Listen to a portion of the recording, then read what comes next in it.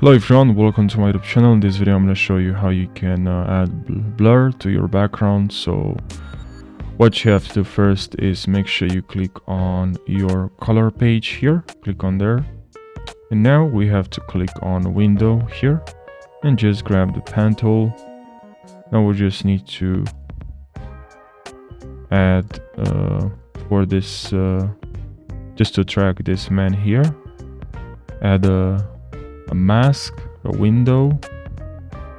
Doesn't have this to be perfect. I'm doing it even faster than it should. Obviously, you can take more time and track this more carefully, exactly on the line, but in fact don't really have to do it that perfect, but yeah. Okay, and now the next step is to right click here and here select add node outside. And here for the outside, we just have to, you can also click here and increase the radius, and it just blur the background, which looks fine. And you can also click on this, so because we have this lines here and don't look very good, if you zoom in, even if you don't zoom in, it looks kind of bad. But what you can do is to click on this mask and just click on outside, and also softness. And now let's see,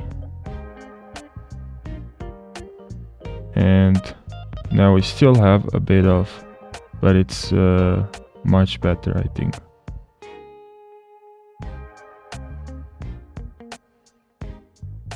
So now, as you can see, it's more like blurry and it's not very obvious.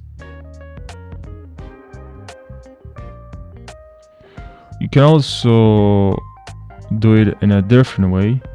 If you go here and remove the, sorry, not here, but go here and just remove the blur. You can also go to effects here and add a direction blur to the background.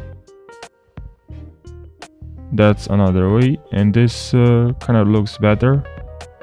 You don't see the cut or the difference when where we have the background and where we have the window for the guy here.